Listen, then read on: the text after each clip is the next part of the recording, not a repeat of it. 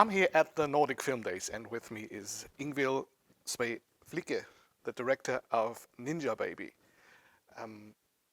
First of all, for our viewers who are not able to be here right now and see the film, can you tell me in your own words what it's about? It's a story about a young woman in her early 20s, realizing she's very, very pregnant, far too late to take an abortion.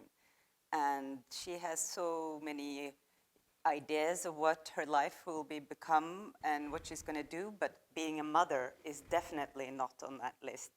So it becomes, it's a film about her struggles with that thought. Very easy, but it's also, you know, a film about messing up your life, falling, tripping, and then getting back on your feet. Mm-hmm. Yeah. The film is based on the graphic novel, The Art of Falling. How did you came across this novel? Well, that novel, the graphic novel, I read when it came out in 2011. And it's a wonderful graphic novel. And then I put it in my shelf and just, you know, had it. And then when I was in sound mixing of my first feature, Women in Oversized Men's Shirts, that was a multi-plot film. So it was several stories, and one of the stories were about this woman played by Henriette Stenstrup, who were a woman in her late 30s, being very pregnant, pretending she was not. She was like going along with her life as trying to. And since it was a multi-plot film, I really didn't get into the craziness of being pregnant and all those conflicting thoughts. So the idea came, I was just wondering, is it possible to make a fun movie about a pregnancy? I had been pregnant twice myself, very wanted pregnancies, and it's so filled with so many conflicting feelings, not only joy, even though it's wanted. You know, you feel that you're scared that you're not good enough parent and all of that. So, and then I remembered The Art of Falling, which was in my shelf, and I thought I wanted also I had done some animation before on several projects, but I really wanted to find a way to mix live action and animation in a more narrative way. So I thought if I could get Inga Sætre, who I knew also were an animator, to come on board on this project, we could start developing. So I asked her, and she said yes, and it was wonderful to work with her. She did all the animation in the film as well, you know. Mm. So. What I really love about the film is that you always find the right balance between dark humor and accountable responsibility.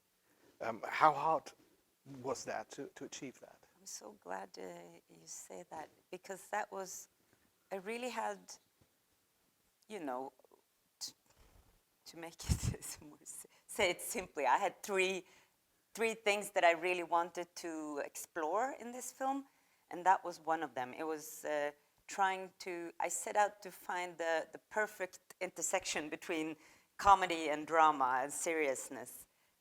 I didn't find it. It's very, very difficult, but I do love being in that space, that you don't know if the next scene is going to be silly and stupid and crazy and funny, or very emotional. And so we always had to find that balance when in the developing, but also when we played it and when we were shooting it, you know, working with the actors.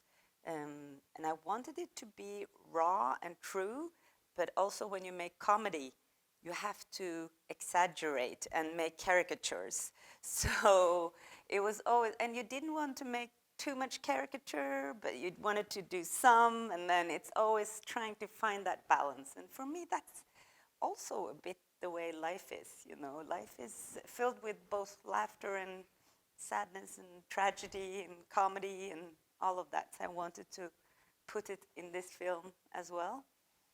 even though Raquel, the main character, is in a very frustrating and kind of tragic situation for herself. But I feel if we as humans can laugh about our tragedy, it's a tool to get up and move on, you know? Yeah. Absolutely. And when you see the final film now, is it exactly what you had in mind in the first place? Or did it change over the course of the development? Actually, what did change was what we were talking about, because when you see the film, it starts out quite silly and comedy, and you know, it has almost, you know, you can, you know, it's not slapstick, but but then towards the end, we had more difficulty in making that silly, very silly comedy, because it gets more and more serious for the main character. And then we and the actors and us behind the camera felt that there were certain things that we just had to take and make in a serious way. Also in the editing room, and you know, with the music and everything, you kind of, you wanted to, you couldn't, oh, I'm sorry. you really wanted to take her seriously. I mean, you always, even though you make comedy, you have to take your work seriously. So that's maybe one thing that was different, absolutely.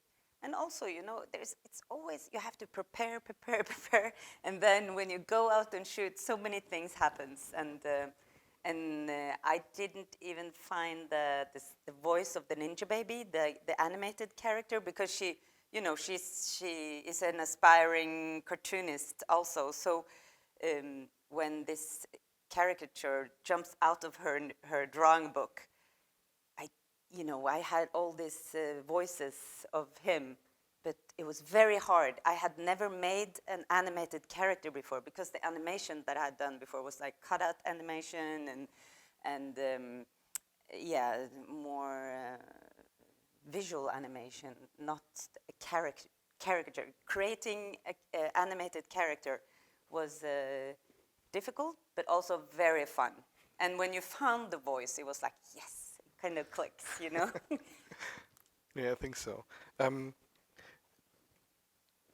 love how you take your characters seriously. And every time I thought you might fall for some cliches, you just didn't. And it's never, like you said, it's never what you expect as a viewer. And that's what makes this film so special. So how hard was it not to fall for these cliches? Not at all. I do love cliches, because I do love to play with them. And also what you're saying, I do love to tease the audience that, oh, now you think you're going to get that. But no, we're going in the opposite direction. And that's all the joy of making movies, and kind of go ways, and unexpected ways. And also, you know, with the character Dick Jesus, you think he's one thing, and then, you know, kind of you get to know people. It's like when you meet people, you kind of place them in that box, but then you get to know them. They're so much more, and so yeah, I do like cliches. It's and movies are filled with cliches, so it's perfect for me to play with them. Yeah. Yeah. Let's talk about the title Ninja Baby, which is a personification of Raquel's anxiety. Was it always planned like this as an animation, or? No, Inga and I, we were developing the script and the animation parallel for quite a while. But you know, we did other work, so it was on and off. And then I was working on 2 seasons of Home Ground, which was a TV series in Norway, and I met Johan Fasting. He's a really wonderful scriptwriter, and we kind of clicked, and we were in the editing room, and I knew I was going back to finish the script for Ninja Baby, at that time called Art of Falling. and I just asked him, because sometimes when you work, you kind of go around in circles, and we were kind of going around in the circle. So I brought him on board and gave him what Inga and I had worked on, the visuals and you know, the stories, the character. In the book, it's really, the graphic novel, it's really a story about the two girls. And we had to kind of find the other characters in the story, and we knew that we had a lot of work to do. So, and then Johan came, and he came with Ninja Baby, and we were like, this is a perfect present, and why didn't we think of that? You know, you've been in that circle, and you've had like, so it was like open body. What is it in English? It was eureka, you know, like yeah, like that moment when that character came. It was just, it was funny, and it also, as you said, that was, you know, the main idea was, is it possible to make a story about a pregnant woman also being interesting for not only pregnant women, you know, that all people can see it. So, and that Ninja Baby was kind of the personification of her anxiety and her crazy thoughts, and she's also a woman that is very unpolished and speaks her mind, and kind of a different type of character. We wanted to make a character that you hadn't seen so much in films. So it was perfect for us having, because she's really talking to herself, you know, but in this character, and he's rude and obnoxious, and, you know, and it creates a lot of comedy in it. Mm. When you're mixing live action animation, I suppose you have to be even more careful to not make any mistakes. Yeah, and this is a very low budget film as well, so we did not have time to try things. So I did so much research on how to produce the film, and to planning of it, because we did a lot of planning before, and I also, Inga Sætre, who did the animation, and Karen Gravås, who edited, and me, we were really working very, very close, and a lot of and we, you know, from the very, very beginning, we knew that we didn't want animation to come as a shock to people. It had to kind of be woven into the story in a way. So we worked a lot on that, and since we worked so closely in the editing process, we could like make only sketches. Like she would just like draw like a circle or something, where we waited as long as possible to draw the characters, to draw the whole thing. And then a lot of also new ideas came. You know, it's when you edit the film, you kind of see new things that you could put in. So we created new animations and things that came in, and it was a very, the editing process was very fun. It was hard work, but we had a very good time. It was very liberating and free process, because all of us were kind of, it was open for new ideas and to create new storylines, and to chop things and edit, and so it was a great process. But I think also when you work on animation, usually you have a big team, and someone is doing background, and someone is doing hands, and some are doing faces and movements, and it's really difficult to do the changes. But since we were so few, we were very flexible, and it was a very dynamic process. Yeah. Oh, wonderful. You just said it was a very small budget film, and I think mostly it's good for a film to have a budget. But would you have done anything differently if you had, let's say, an unlimited budget or endless time?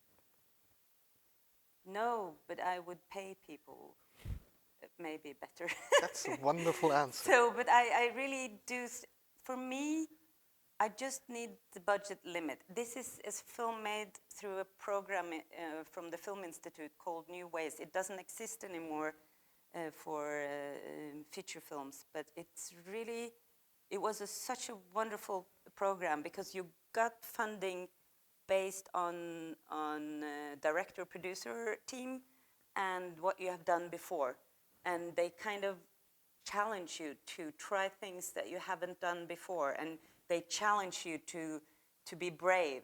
And they give you money before you even have a script, just based on ideas and to get working and get going. And it's very collaborative because you work with other people who also are in the program. So it was really, no one ever said, no, we should make it like this because we need the audience. I was really encouraged the whole time to make a movie that where I tried new ways of storytelling, you know. So it's, I'm very grateful to the Film Institute in Norway for that, yeah. And it doesn't exist anymore? No, they have now, you know, it's official, they've changed all the programs and now there's new ways of applying for money. It changes all the time. Oh, that Yeah. sounds really good. They say they have,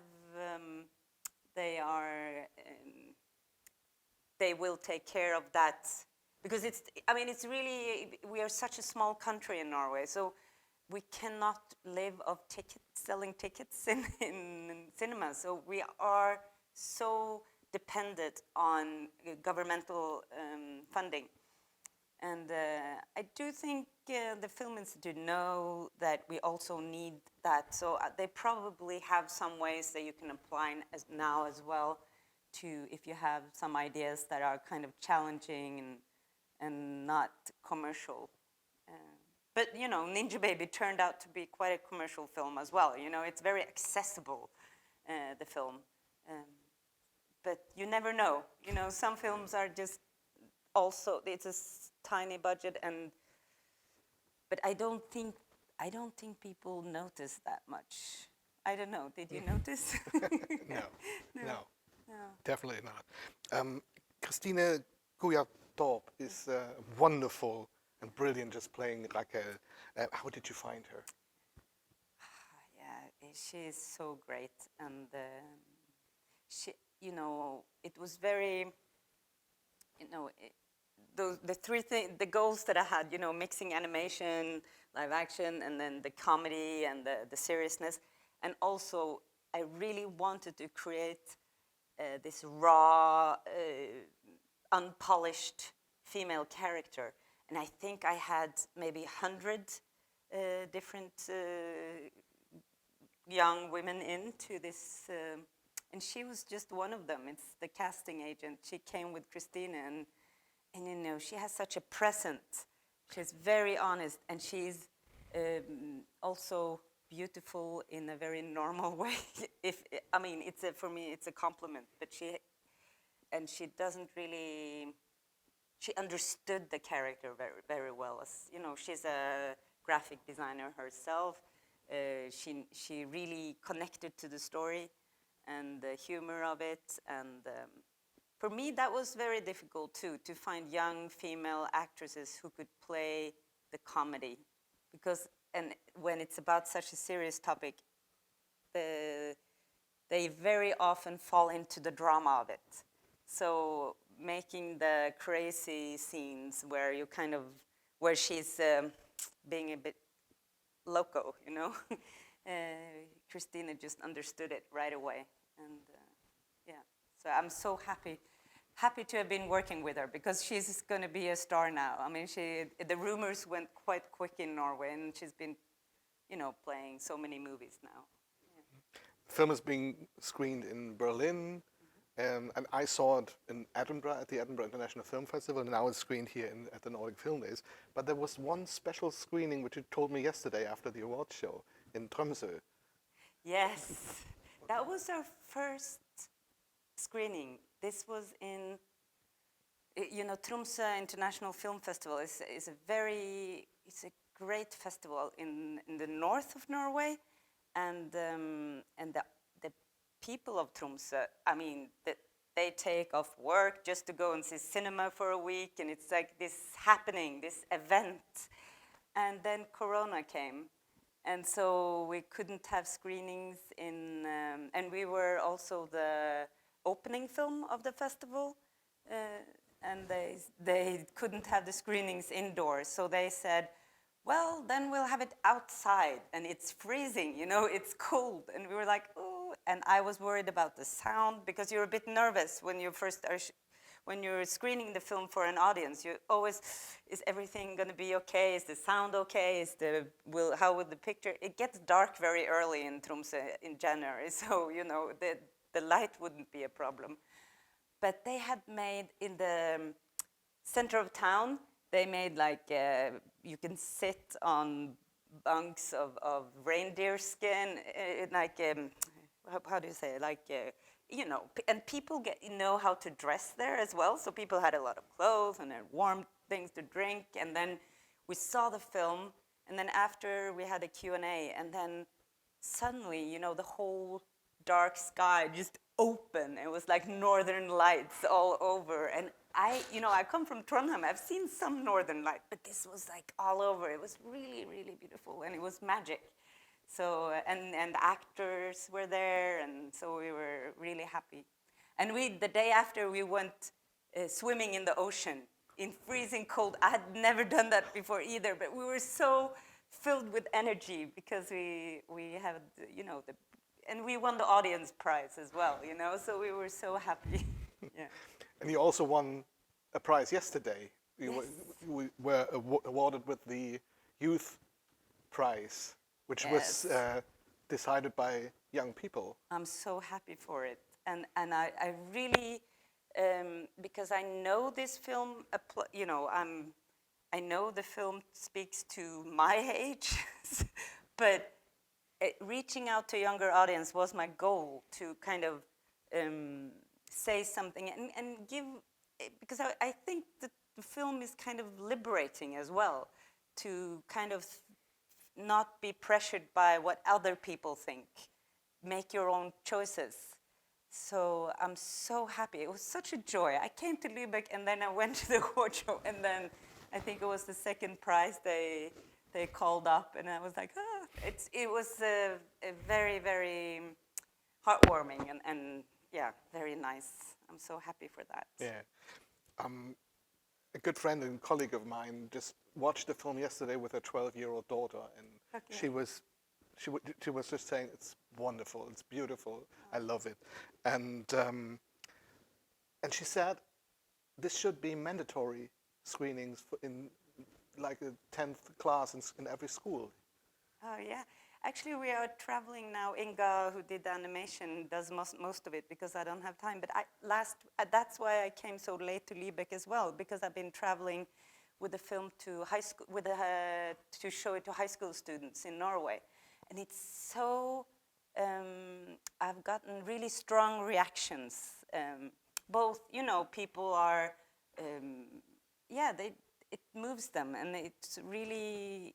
And it's hard for them maybe to put words to what they've seen, but they really connect with the movie. And I find it very satisfying when you have worked so hard on a movie and that you reach this audience, because they don't pretend or anything. If they don't like it, they will pull up their cell phones and chat and walk out if they don't like it. So, yeah.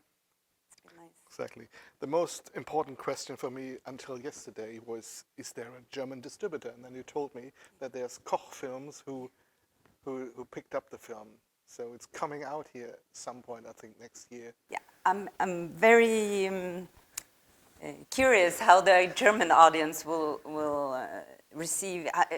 take the film. You know, if it reaches an audience here, I really hope so. And it's been.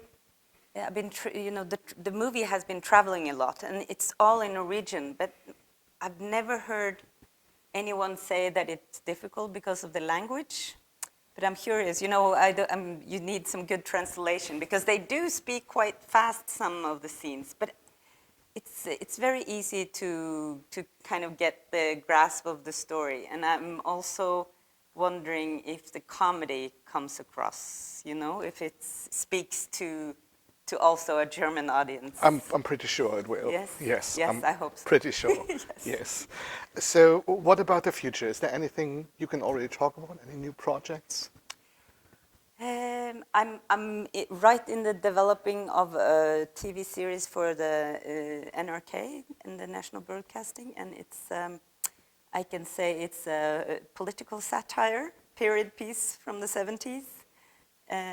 I think it's going to be quite crazy, but also an important story to tell. So we're working on the concept of it right now. I'm not writing the script on that, but we're still working with Johan Fasting, and he writes well, so I'm in good hands. Obviously. Yeah. Wish you all the best with the film. Thank you very much for the interview, and I can't wait for everyone to see this film here in Germany. Yeah, me too. Thank you so much. Thank you. Thank you. Okay.